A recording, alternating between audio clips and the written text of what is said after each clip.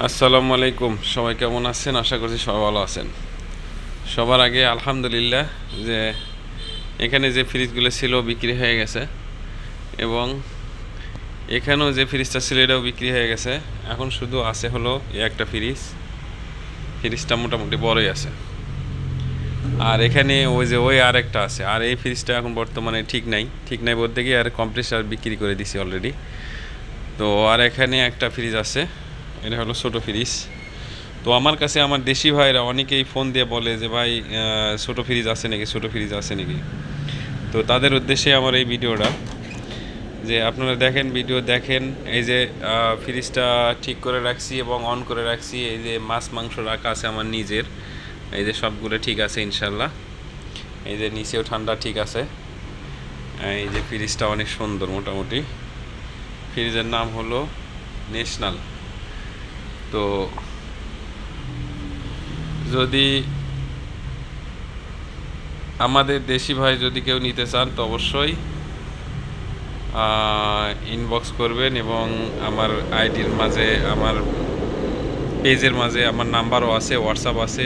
মন চাইলে হোয়াটসঅ্যাপে যোগাযোগ করতে পারেন। আর বড়োর মধ্যে নিলে এই যে এটা আছে মোটামুটি ভালো ফ্রিজ, এমইসি ফ্রিজটা অনেক মানে পুরান মডেল ফ্রিজটা অনেক সুন্দর একটা ফ্রিজ। কালারটাও ভালো, মিষ্টি কালার। আবার এই যে আরেকটা আছে এই সাইডে মিস্ট্রাল, এটাও অনেক মানে পুরান মডেল একটা পুরান মডেল ফ্রিজগুলো এখন বর্তমানে ভালো চলে। আর নতুন মডেলগুলো ধরেন যে কিছুদিন চলার পরে নষ্ট হলে টাকা ঠিক করা যায় না। নতুন মডেল ফ্রিজগুলো মানে তৈরি করছে যারা, যে কোম্পানিগুলো তৈরি করছে, এরা খুব মানে ইয়াভাবে তৈরি করছে যে নষ্ট হলে তাকে ঠিক করা অনেক ঝামেলা বলতে কি পার্টস পাওয়া যায় না।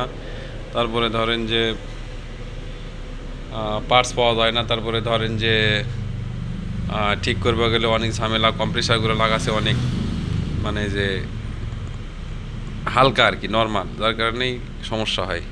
আবার এই যে এর একটা ফ্রিজ আছে আইসক্রিমের ফ্রিজ, অনেকে মাছ মাংস রাখা যায়, সমস্যা নেই, কিন্তু এটা অরিজিনাল আইসক্রিমের ফ্রিজ।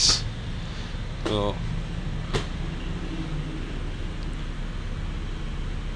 যদি আপনাদের লাগে তো অবশ্যই যোগাযোগ করবেন। আমার পেজের মাঝে আমার নম্বরও দেওয়া আছে, হোয়াটসঅ্যাপ নম্বর।